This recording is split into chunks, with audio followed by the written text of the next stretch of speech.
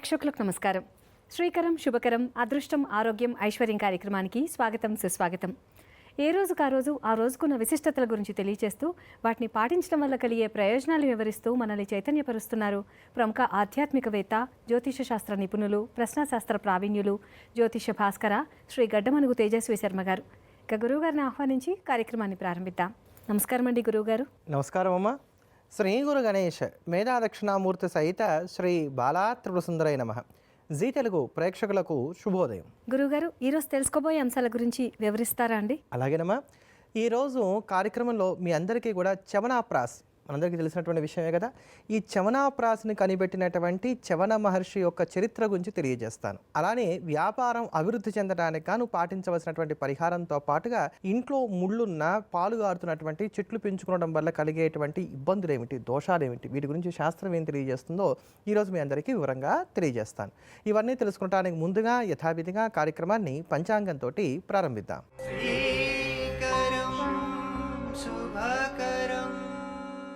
మంగళవారం 9వ తేదీ జూన్ నెల 2026 శ్రీ పరాభవనామ సంవత్సరం, ఉత్తరాయణం, గ్రీష్మ ఋతువు, అధిక జ్యేష్ఠమాసం, తిథి బహుళ నవమి, రాత్రి 2:31 వరకు, నక్షత్రం పూర్వాభాద్ర నక్షత్రం, ఉదయం 9:35 వరకు, వర్జం రాత్రి 7:04 నుండి 8:39 వరకు, దుర్ముహూర్తం ఉదయం 8:21 నుండి 9:13 వరకు, తదుపరి రాత్రి 11:10 నుండి 11:54 వరకు, రావుకాలం మధ్యాహ్నం 3 గంటల నుంచి 4:30 వరకు, యమగండం ఉదయం 9 గంటల నుంచి 10:30 వరకు, శుభ సమయాలు మధ్యాహ్నం 12 గంటల నుంచి 12:40 వరకు.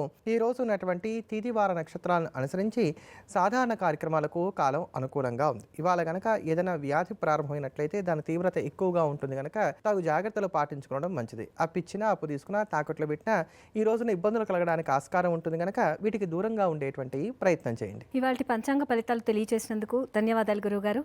ఇక ఈ రోజంతా విజయవంతం అవడానికి ఏం చేయాలో వివరిస్తారా?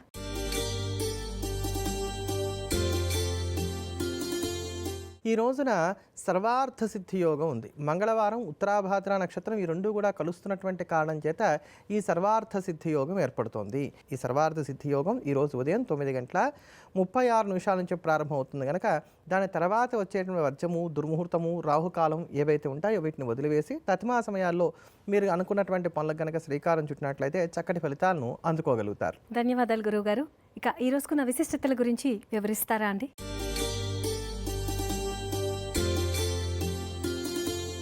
ఈరోజు నవమి తిథి ఉన్నటువంటి కారణం చేత మనందరం కూడా దుర్గాదేవిని పూజించడం మంచిది. అందున వారం కూడా మంగళవారంతో కూడి వచ్చింది.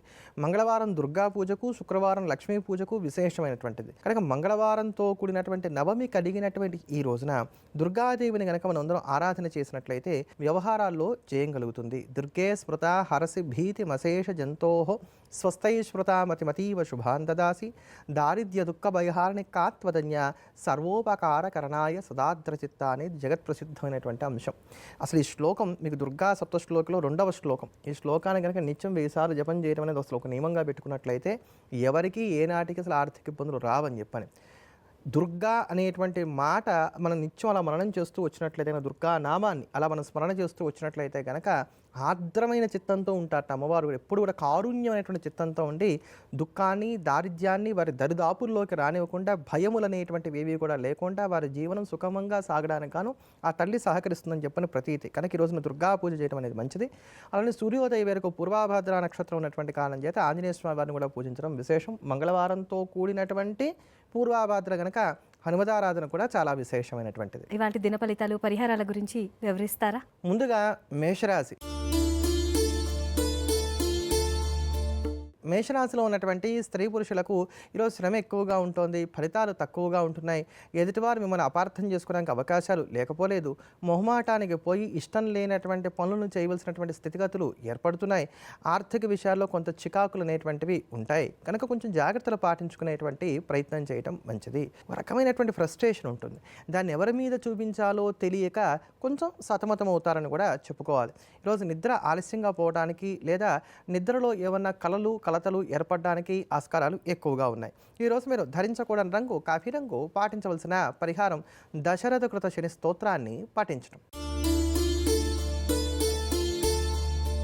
వృషభ రాశిలో ఉన్నటువంటి స్త్రీ పురుషులకు ఇంచుమించుగా ఈ రోజు ఉన్నటువంటి కాలం అంతా చాలా వరకు అనుకూలంగా సాగుతోంది.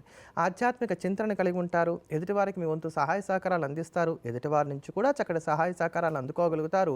అప్పులు తీర్చగలుగుతారు.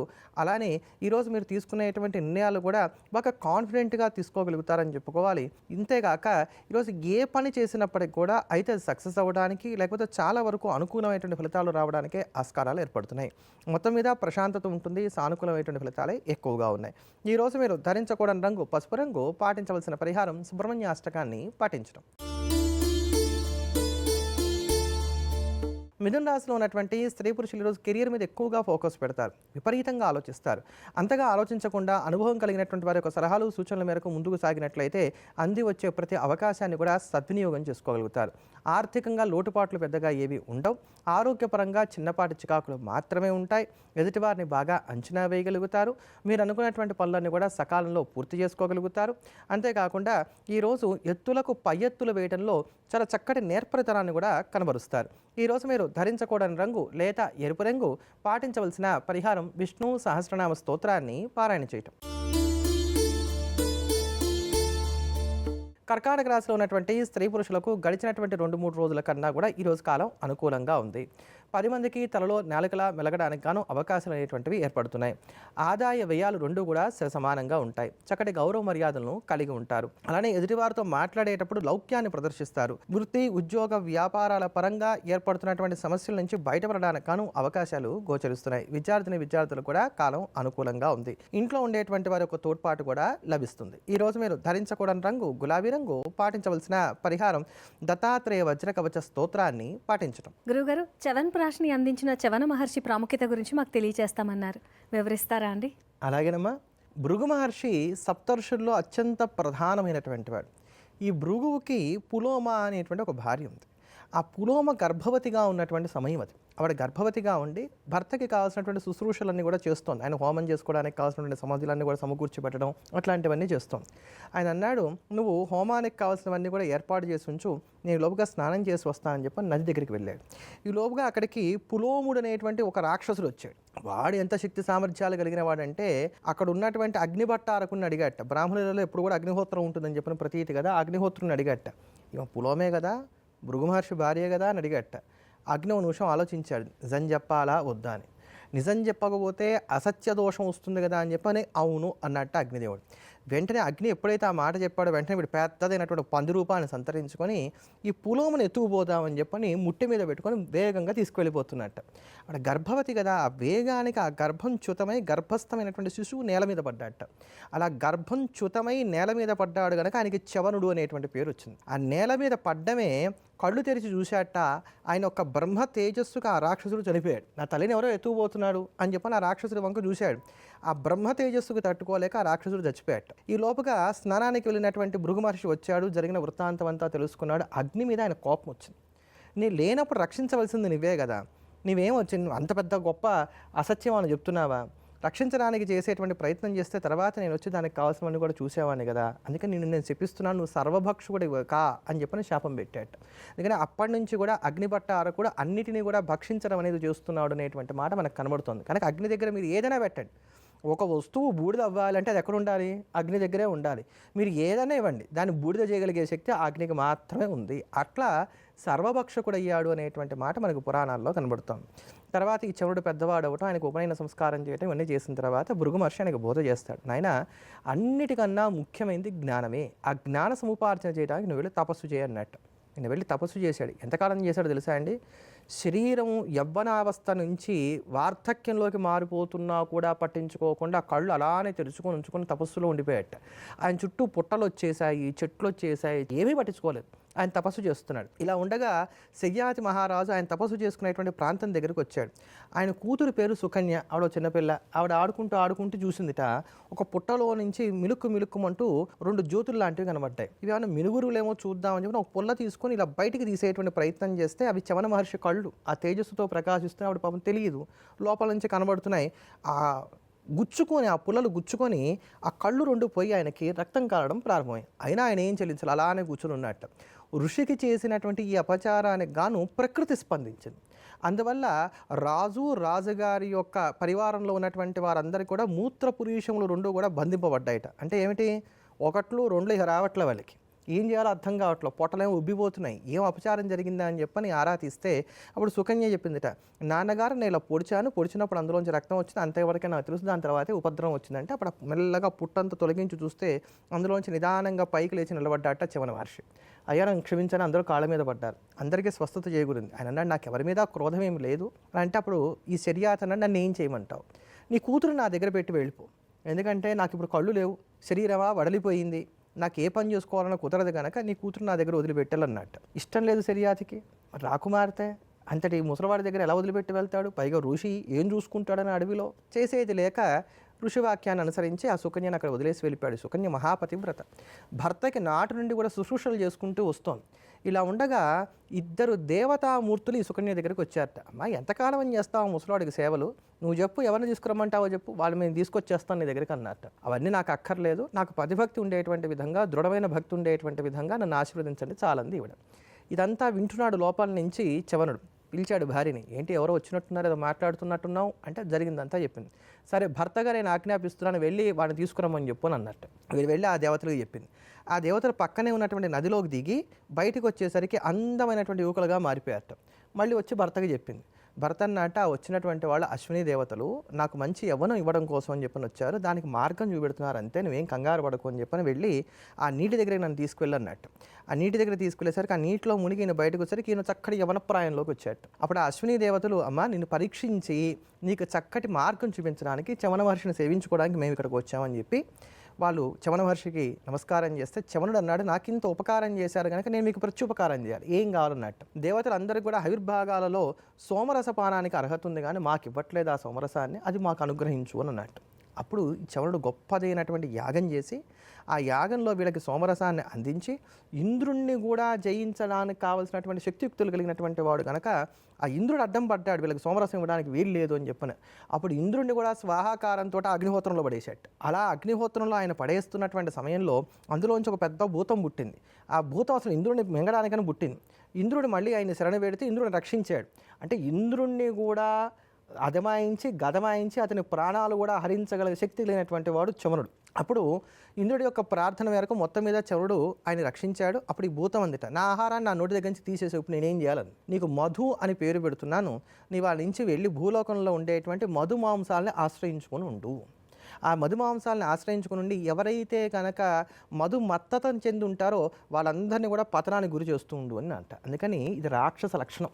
తాగిన తర్వాత కళ్ళు ఎర్రబడటం, తూలిపోవటం, శరీరం తెలియకపోవటం, లేకపోతే విపరీతంగా మాంసం తింటాం దోషం కాదు, విపరీతంగా మాంసం తింటాం, ఇట్లాంటివన్నీ కూడా ఈ మధు అనేటువంటి రాక్షసుడు చేసేటువంటి కృత్యాలుగా ఇదంతా కూడా చవనుడి యొక్క ఆజ్ఞ మేరకు జరుగుతున్నట్టుగా మనకి పురాణాలు చెప్తున్నాయి. ఇలా ఈ కథ చాలా విస్తారంగా సాగుతుంది. మొత్తానికి అంతటి మహాత్ముడైనటువంటి చవనుడు తనలాగా ఇతరులు ఎవరికి కూడా అసలు వార్ధక్య లక్షణాలు లేకుండా ఉండటం కోసం అని చెప్పని ఒక మూలికల సమ్మేళనాన్ని తయారు చేశాడు. అదే చవనప్రాస. ఈ చవనప్రాసలో అత్యంత ప్రధానమైనటువంటి మూలిక ఏమిటయ్యా అంటే గనక ఇంగ్రీడియంట్ ఏమిటయ్యా అంటే గనక ఉసిరికాయ. అసలు నిత్యం ఒక ఉసిరికాయ తింటాం అనేది అలవాటుగా పెట్టుకున్నట్లయితే ఒంటి మీద ముడతలు రావు. అది ఎప్పుడు మొదలు పెట్టాలి, 40 ఏళ్ళక కాదు, చిన్ననాటి నుంచి మొదలు పెట్టాలి. చిన్ననాటి నుంచి మొదలుపెట్టి చేసుకుంటూ వెళ్తే ఒంటి మీద ముడతలు రావు, వార్ధక్య లక్షణాలు త్వరగా ఏర్పడవు, శరీరం తాజాగా ఉంటుంది, జుట్టు రాలదు. ఇవన్నీ కూడా చాలా విశేషమైనవి. అటువంటివన్నీ కలిపి తయారు చేసి చవనాప్రాసాన్ని ఈ లోకానికి అందించి మనందరి యొక్క ఆరోగ్యాన్ని కాపాడినటువంటి మహాత్ముడైనటువంటి వాడు చవన మహర్షి. గురుగారు, వ్యాపార అభివృద్ధికి ఉపయోగపడే పరిహారాన్ని సూచిస్తామన్నారు, వివరిస్తారా అండి? తప్పకుండానమ్మా. ఈ పరిహారం వ్యాపారస్తులందరూ పాటించుకోవచ్చు. అది ఏ వ్యాపారమైనప్పటికీ కూడా పర్వాలేదు. పెద్దమైనటువంటి ఇండస్ట్రీస్ నడిపేటువంటి వారు కూడా ఈ పరిహారం చేసుకోవచ్చు. ఈ పరిహారం ప్రతి బుధవారం ఆచరిస్తే మంచిది. ప్రతి బుధవారం చేయనటువంటి వారు కనీసం అమావాస్య దాటిన తర్వాత వచ్చేటువంటి తొలి బుధవారమైనా చేసుకోవచ్చు. అయితే అమావాస్య దాటిన తర్వాత వచ్చేటువంటి తొలి బుధవారంతో మొదలుపెట్టి ప్రతి బుధవారం కూడా ఈ పరిహారాన్ని పాటిస్తూ వచ్చినట్లయితే మాత్రం వేగంగా ఫలితాలు రావడానికి, చక్కటి అభివృద్ధి అనేటువంటిది ఏర్పడడానికి ఆస్కారం ఏర్పడుతుంది. ఇంతకీ ఏం చేయాలి అంటే ప్రతి బుధవారం కూడా వినాయకుడికి గరికతో పూజ చేయించుకోండి. లడ్డూ కానీ మోదకాలు కానీ ఆయనకి నైవేద్యంగా సమర్పించండి. లడ్డూలైనా పర్వాలా, మోదకాలైనా పర్వాలా, ఆయనకి నైవేద్యంగా సమర్పించండి. వినాయకుడిని పూజించినటువంటి గరికలోంచి కొద్దిగా గరికపోచలు తీసుకొని ఆకుపచ్చగా ఉండేటువంటి గడ్డి మోపులో దాన్ని కాస్త దూర్చి దేశీయ ఆవుకి దాన్ని ఆహారంగా తినిపించాలి. ఇంతే చేయవలసింది. ఇలా ప్రతి బుధవారము కూడా చేస్తూ రండి. త్వరలోనే మీ వ్యాపారం వృద్ధి చెందడాన్ని మీరే అనుభవంలో చూస్తారు. గురువుగారు, ఎటువంటి వ్యాపారమైన అభివృద్ధి చెందడానికి చక్కటి పరిహారాన్ని తెలియచేసినందుకు ధన్యవాదాలండి. తదుపరి రాశుల యొక్క ఫలితాల గురించి వివరిస్తారా? తదుపరి సింహరాశి. సింహరాశిలో ఉన్నటువంటి స్త్రీ పురుషులు ఈరోజు రోజువారీ పనులకు పరిమితం అవ్వటం అనేది మంచిది. ముఖ్యంగా ఈరోజు అనేకమైనటువంటి గ్రహాలు ప్రతికూలంగా ఉన్నటువంటి కారణం చేత మీరు అనుకునేది ఒకటి, జరిగేది మరొకటిగా ఉంటుంది. పంతం, కోపం, ఆవేశం బాగా పెరుగుతాయి. ఇంట్లో ఉన్నటువంటి వారితో కూడా విభేదాలు ఉండడానికి ఆస్కారాలు ఏర్పడుతున్నాయి. ఆర్థిక విషయాల్లో, క్రయ విక్రయాలకు సంబంధించిన అంశాల్లో కొంచెం జాగ్రత్తగా ఉండాలి. అరుగుదల లోపాలు ఉండటం, ఇట్లాంటి నసగలిగించేటువంటి అనారోగ్యాలు కూడా ఉంటాయి కనుక అయినంత వరకు పనులను వాయిదాతనంలో తీసుకెళ్లేటువంటి ప్రయత్నాలు చేయడం అనేది ఉత్తమం. ఈరోజు మీరు ధరించకూడని రంగు నలుపు రంగు. పాటించవలసిన పరిహారం శివ కవచ స్తోత్రాన్ని పఠించడం. కన్యారాశిలో ఉన్నటువంటి స్త్రీ పురుషులకు ఈరోజు క్రయ విక్రయాలకి సంబంధించిన అంశాలు అనుకూలంగా సాగుతున్నాయి. ఈ మూలకపడినటువంటి పని అనుకున్నటువంటి వాటి మీద దృష్టిని సారించినట్లయితే చక్కటి ఫలితాలను కూడా అందుకోగలుగుతారు. సంతకానికి విలువ కలిగినటువంటి ఉద్యోగాల్లో ఉండేటువంటి వారు, వైట్ కలర్స్ జాబ్స్ చేస్తున్నటువంటి వారు, అలానే టార్గెట్ బేస్డ్ జాబ్స్లో ఉండేటువంటి వారు, మాట మీద ఆధారపడినటువంటి వృత్తుల్లో ఉండేటువంటి వారికి, భాగస్వామ్య వ్యాపారాలు చేస్తున్నటువంటి వారికి, స్వతంత్ర వృత్తుల్లో ఉన్నటువంటి వారికి ఈ రోజు ఉన్నటువంటి కాలం దివ్యంగా సహకరిస్తోంది. ఇష్టమైనటువంటి వారితో కలిసి ఆనందంగా కాలక్షేపం చేస్తారు. ప్రేమలు కూడా ఫలిస్తాయి. పెద్దవాళ్ళ యొక్క సలహాలు సూచనలు పాటించేటువంటి ప్రయత్నం కూడా ఈ రోజున చేస్తారని చెప్పని చెప్పుకోవచ్చు. అయినంత వరకు విభేదాలు లేకుండా ముందుకి సాగలుగుతారు. ఈరోజు మీరు ధరించకూడని రంగు నేరేడు పండు రంగు. పాటించవలసిన పరిహారం నృసింహ కరావళంబ స్తోత్రాన్ని పాటించడం. తులారాశిలో ఉన్నటువంటి స్త్రీ పురుషులకు గడిచినటువంటి 4-5 రోజుల కన్నా కూడా ఈ రోజు ఉన్నటువంటి కాలం దివ్యంగా ఉంది. రావాల్సినటువంటివి రాబట్టుకోవడానికి, వ్యూహాలను ఏర్పాటు చేసుకోవడానికి, చక్కటి యాక్షన్ ఆఫ్ ప్లాన్ తోటి ముందుకు సాగడానికి మీరు చేసేటువంటి ప్రయత్నాలన్నీ కూడా కలిసి వస్తాయి. ఇంటర్వ్యూలు కూడా సక్సెస్ అవుతాయి. కోచింగ్స్లో కూడా జాయిన్ అవ్వగలుగుతారు. ప్రతి విషయంలోనూ కూడా ముందు చూపుతో వ్యవహరించేటువంటి ప్రయత్నం చేస్తారు. హాబీస్కి కూడా అధికమైనటువంటి ప్రాముఖ్యతనిస్తారు. ఇష్టమైనటువంటి ఆహారాన్ని స్వీకరించగలుగుతారు. పరిచయాలు ఉపకరిస్తాయి. ఈరోజు మీరు ధరించకూడని రంగు నీలం రంగు. పాటించవలసిన పరిహారం దుర్గా అమ్మవారిని పూజించడం. వృశ్చిక రాశిలో ఉన్నటువంటి స్త్రీ పురుషులకు ఒక సమస్య తర్వాత మరొక సమస్య నేనున్నాను అని పలకరించడానికి అవకాశాలు ఏర్పడుతున్నాయి. ఊహించినటువంటి వృధా ఖర్చులు ఉంటాయి. అలానే ఈరోజు మీ తప్పు లేకపోయినా మాట పడవలసినటువంటి అవసరాలు కూడా ఏర్పడుతున్నాయని చెప్పని చెప్పుకోవచ్చు. అగ్రిమెంట్లు, రిజిస్ట్రేషన్లు ఇలాంటి ముఖ్యమైనటువంటి కార్యక్రమాలు చేసుకునేటప్పుడు 1-2 సార్లుగా క్రాస్ చెక్ చేసుకునేటువంటి ప్రయత్నం చేయడం అనేది మంచిది. పనివేళలు పెరగడానికి, ఉద్యోగస్తులకు కాస్త నిరాశ, నీరసం ఉండటానికి అవకాశాలు గోచరిస్తున్నాయి. వ్యాపారస్తులు రొటేషన్ల వరకు పరిమితమైనట్లయితే ఎటువంటి ఇబ్బందులు కూడా ఉండవు. విద్యార్థుల్లో ఈరోజు స్ట్రెస్ అనేది కాస్త పెరుగుతుంది. ఈరోజు మీరు ధరించకూడని రంగు పసుపు రంగు. పాటించవలసిన పరిహారం అర్జునకృత దుర్గా స్తోత్రాన్ని పఠించడం. గురుగారు, ఇంట్లో ముళ్ళ చెట్లు కానీ పాలు కారే చెట్లు కానీ ఉంటే ఏమవుతుందో తెలియజేస్తామన్నారు. వివరిస్తారా అండి? తప్పకుండానమ్మా.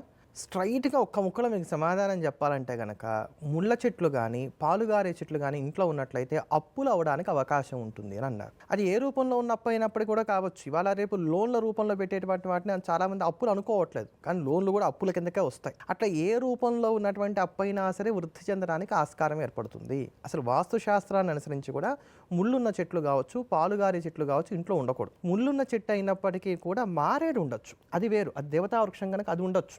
అది మినహాయించి వేరే ఇతరత్రా ముళ్ళు ఉన్నటువంటి చెట్లు కానీ పాలుగారే చెట్లు కానీ ఇంట్లో ఉండకూడదు. అలానే ఈ అప్పులు అనేటువంటి దాన్ని మనం పక్కన పెట్టినట్లయితే ఈ ముళ్ళు చేతులకు గుచ్చుకున్నప్పుడు, లేకపోతే ఏదైనా రకరకాలైనటువంటి కారణాల చేత చేతులకు గీరుకోవడం ఇట్లాంటి జరుగుతున్నప్పుడు వాటి వలన కూడా ప్రమాదాలు కలగడానికి ఆస్కారం ఉంటుంది.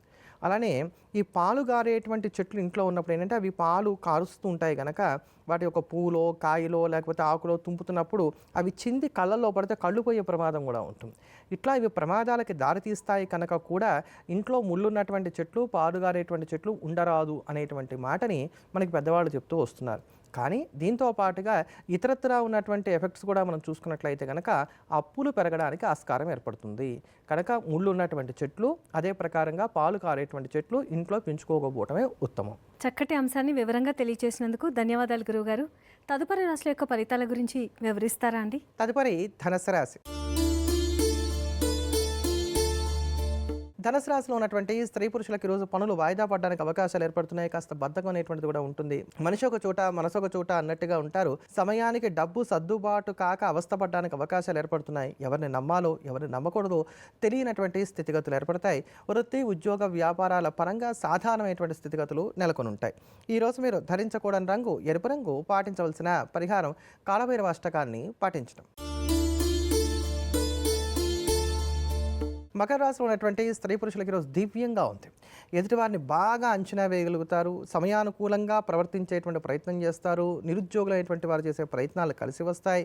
అలానే శుభ సమాచారాన్ని అందుకోగలుగుతారు. వాహన యోగాన్ని కలిగి ఉంటారు. విద్యార్థులు కూడా కాలం అనుకూలంగా ఉంది. బంధుమిత్రులతో కలిసి ఆనందంగా కాలక్షేపం చేయగలుగుతారు. ఇష్టమైనటువంటి ఆహారాన్ని స్వీకరించగలుగుతారు. ఒక ముక్కలో చెప్పాలంటే మీకు ఎలా నచ్చితే అలా ఈ రోజున ఉంటారు అనేటువంటి మాట చెప్పొచ్చు. అదరగంట ఉంటాను చూసారంటే అది ఈ రోజు కొంచెం వీళ్ళలో ఎక్కువగా ఉంటుందని చెప్పుకోవాలంటే, అంటే తప్పు వీళ్ళదైనా ఎదుటి వాళ్ళని దబాయించి మరీ ముందుకు సాగగలుగుతారు ఈరోజు మకర రాశి వారని చెప్పాలి.